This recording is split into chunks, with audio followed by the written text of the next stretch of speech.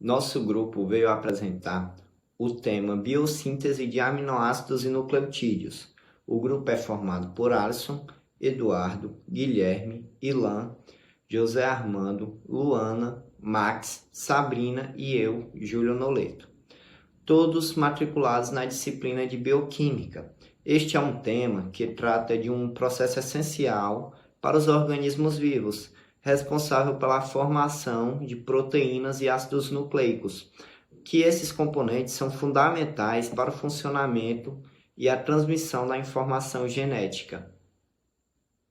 Vou apresentar uma introdução geral sobre a biossíntese de aminoácidos e nucleotídeos, destacando sua importância no metabolismo celular e no balanço nitrogenado. De forma resumida, esses dois grupos de moléculas são fundamentais para o funcionamento da célula. Os aminoácidos são blocos de construções das proteínas e os nucleotídeos formam os ácidos nucleicos, como o DNA e o RNA. A célula precisa produzir essas moléculas constantemente para manter suas funções vitais, crescer e se dividir. Esses processos de biossíntese fazem parte do metabolismo celular, que é o conjunto de reações químicas que ocorrem dentro da célula. Além disso, eles estão diretamente ligados à regulação do nitrogênio, um elemento essencial que precisa ser controlado com precisão para evitar tanto o excesso quanto a deficiência. Entender essas vias biosintéticas nos ajuda a compreender melhor como a célula funciona como um todo, e também porque certas deficiências nutricionais ou disfunções metabólicas podem ter efeitos tão sérios. Olá pessoal, me chamo Ilan. Dando continuidade aqui ao seminário, vou falar sobre as fontes de nitrogênio, que são elas o glutamato e a glutamina, que são os principais doadores de nitrogênio. O glutamato é gerado principalmente pela reação de transaminação reversível da cetoglutarato e um aminoácido. Suas funções específicas: doador universal do grupo amino nas reações de transaminação, atua na desaminação oxidativa, ou seja, fornecendo amônio para a excreção via ciclo da ureia, e é percursor direto da glutamina, pela ação da enzima glutamina sintetase.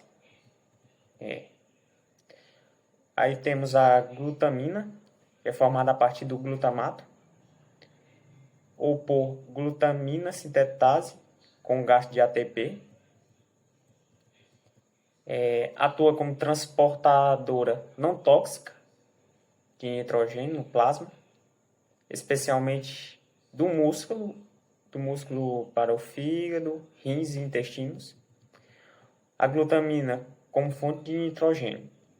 O nitrogênio da função amida da glutamina é usado por enzimas chamadas glutamina amidotransferases em mais de 12 vias.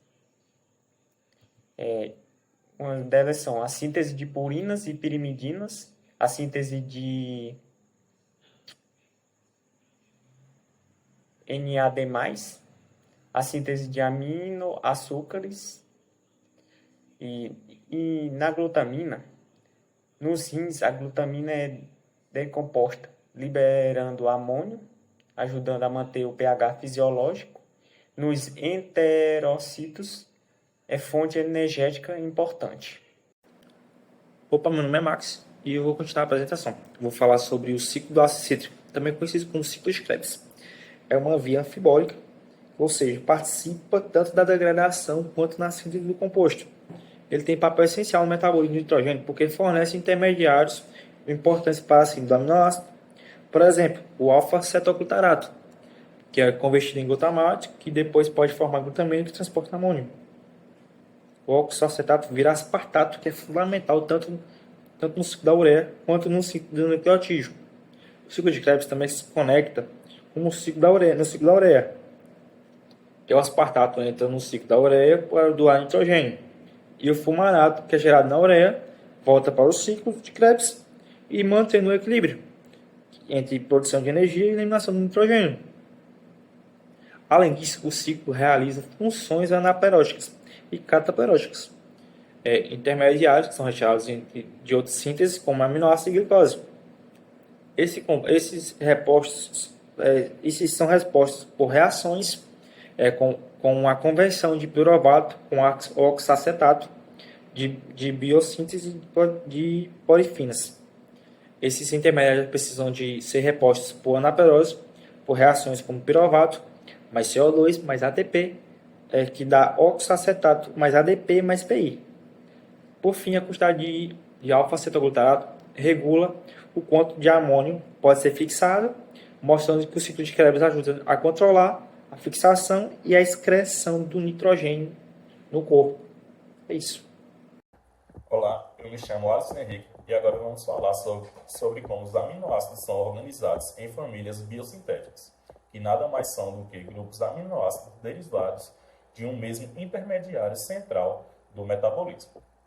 Essas famílias são classificadas de acordo com o composto da glicose, do ciclo do ácido cítrico ou da via das pentose fosfato, dos quais se originaram. Por exemplo, a família do 3-fosfoglicerato inclui aminoácidos como a serina, a glicina e a cisteína. Todos compartilham como ponto de partida o 3-fosfoglicerato, um intermediário da glicose.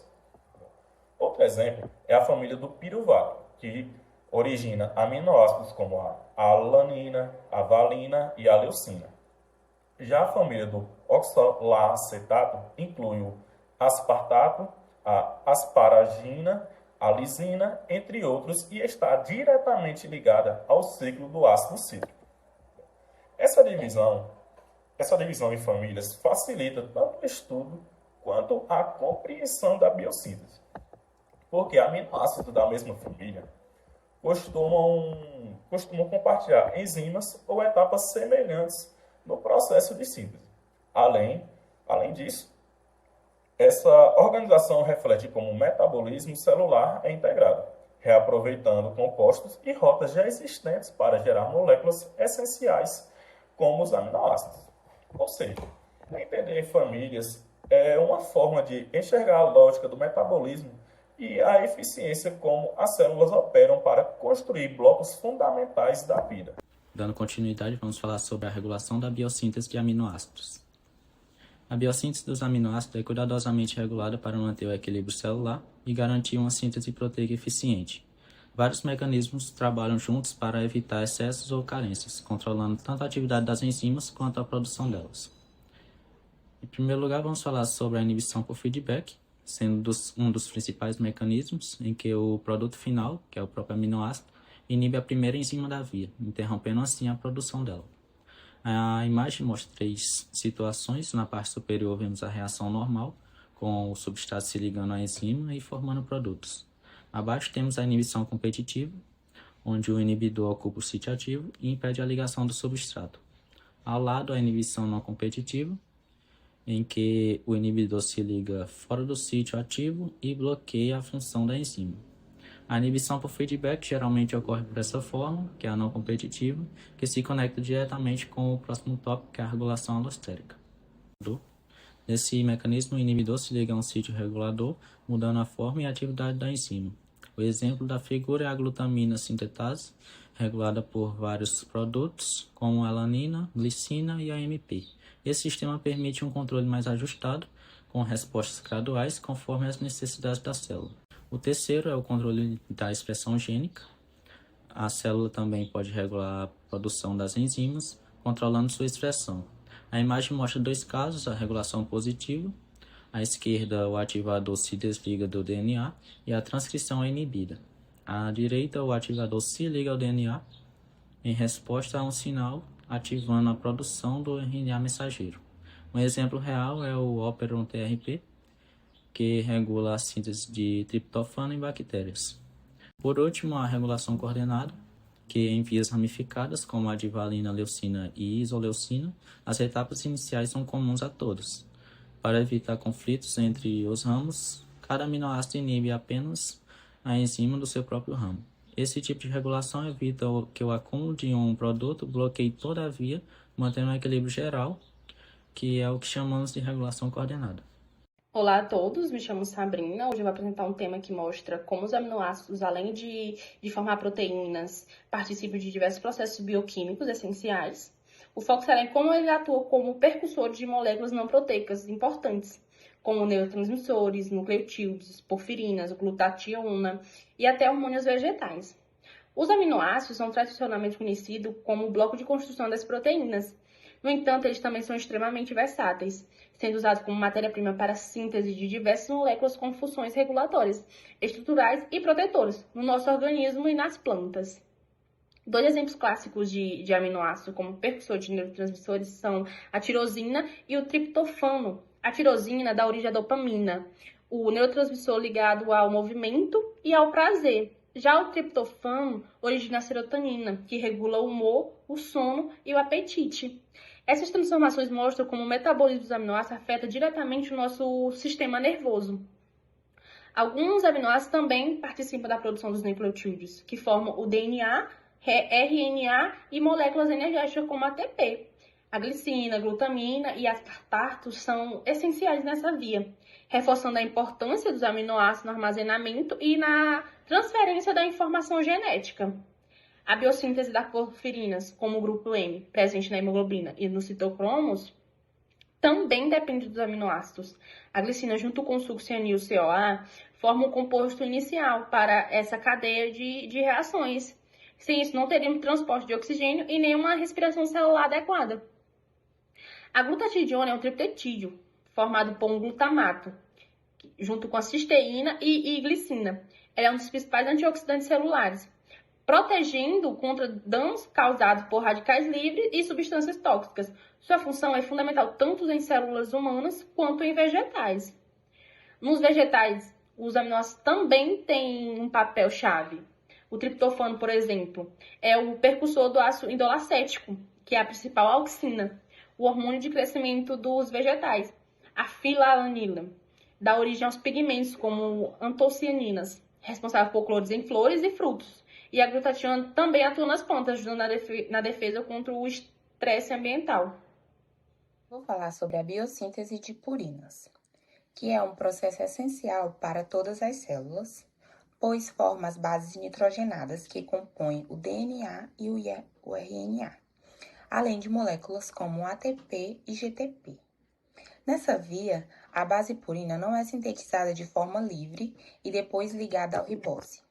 Pelo contrário, ela é construída diretamente sobre uma molécula chamada PRPP, que é a ribose 5-fosfato, ativada com um pirofosfato.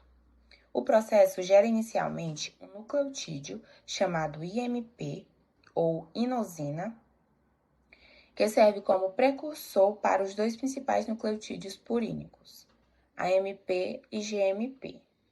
A partir do IMP, ocorrem ramificações que levam por vias diferentes à produção do AMP e do GMP, consumindo energia na forma de GTP ou ATP, respectivamente. Diversos aminoácidos participam como doadores de grupos funcionais e nitrogênio durante a construção da base purina. A glicina, glutamina e o aspartato são os mais importantes. Também participam derivados de tetrahidrofolato, que fornecem fragmentos de carbono. A via tem pontos críticos de regulação para evitar o excesso de nucleotídeos, destacando-se a regulação por feedback, em que o excesso de AMP ou GMP inibe enzimas chaves, mantendo o equilíbrio entre as quantidades produzidas. Essa biossíntese tem importância clínica porque várias drogas, como alguns quimioterápicos, imunossupressores, atuam justamente bloqueando etapas dessa via, impedindo a multiplicação celular, que depende de novos nucleotídeos. Em resumo, a síntese de purinas é um claro exemplo de como o metabolismo conecta energia, aminoácido e regulação precisa para manter o funcionamento normal das células. Eu me chamo Eduardo e irei falar um pouco sobre a biossíntese das piridiminas. Na formação do anel piridimínico, a biossíntese começa com a formação do anel antes mesmo de se ligar ao fosforibosil pirofosfato, onde os principais percussores são carbamoil fosfato e o aspartato. Esses compostos formam o orotato, que então se liga ao fosforibosil pirofosfato, formando a oritidina 5 monofosfato e, por fim, convertido em uridina monofosfato, que é o primeiro nucleotídeo piridimínico.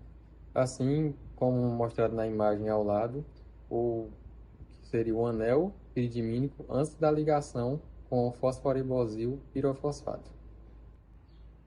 Já nas etapas da síntese dos nucleotídeos, a uridina monofosfato passa por uma fosforilização e vira uma uridina difosfato e depois formando a uridina trifosfato.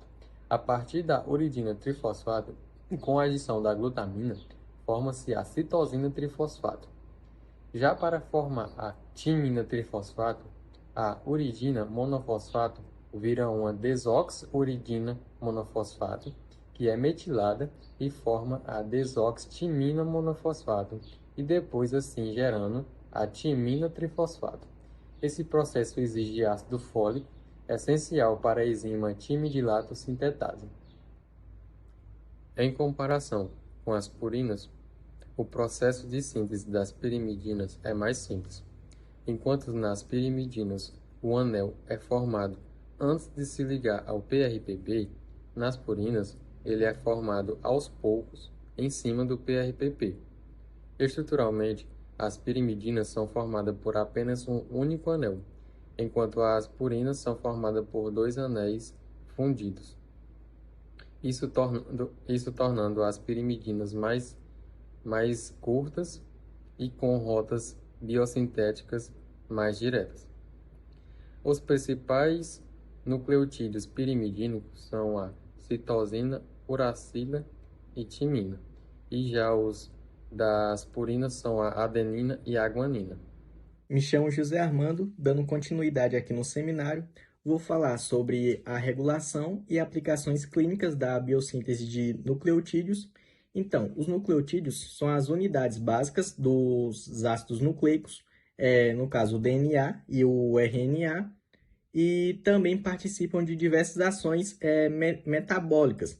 Por isso, o controle de sua produção é essencial para a saúde celular.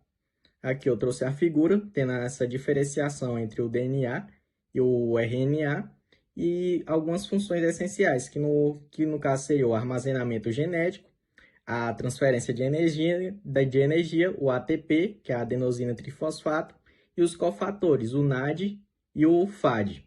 Então, tendo um equilíbrio celular, você tem uma biossíntese bem regulada. Vou falar um pouco também sobre o controle da biossíntese de nucleotídeos. A biossíntese de nucleotídeos ocorre por via de novo ou por salvamento. O controle é feito por mecanismo de retroalimentação, onde o acúmulo de nucleotídeos como ATP ou GTP inibe enzimas chaves do processo, como a glutamina PRPP, que é a amidotransferase. Isso evita a produção em excesso e economiza energia celular. Então, vou falar um pouco sobre o uso de inibidores como agentes terapêuticos. Então, alguns compostos bloqueiam etapas específicas da síntese de nucleotídeos e são usados como medicamento. Um exemplo é o metotrexato, que inibe a dihidrofolato, que redutase é essencial para formar purinas. Ele é usado no tratamento de cânceres, pois bloqueia a multiplicação celular. Outro exemplo são as sulfonamidas, que atuam como contrabactérias, inibindo a síntese de ácido fólico necessário para seus nucleotídeos. Outro medicamento bastante utilizado é a azatioprina, que ela trabalha como um imunossupressor. Vou falar sobre a relevância clínica e as aplicações médicas, né? Esses inibidores têm aplicações em várias doenças, como exemplo o câncer, que causa o bloqueio da divisão celular, as infecções bacterianas e doenças genéticas, que, como exemplo aqui, a gota, que ela é causada pelo o excesso de purinas. E o seu tratamento é mais utilizado o remédio alopurinol. Então, em resumo, o controle da biossíntese de nucleotídeos é vital para o equilíbrio celular e sua manipulação terapêutica. Tem impacto direto na medicina moderna, seja no combate ao câncer, infecções bacterianas ou no tratamento de doenças genéticas. Os conhecimentos bioquímicos sobre os nucleotídeos se transformam em ferramentas poderosas para salvar vidas. Essas foram nossas referências bibliográficas e obrigado pela atenção.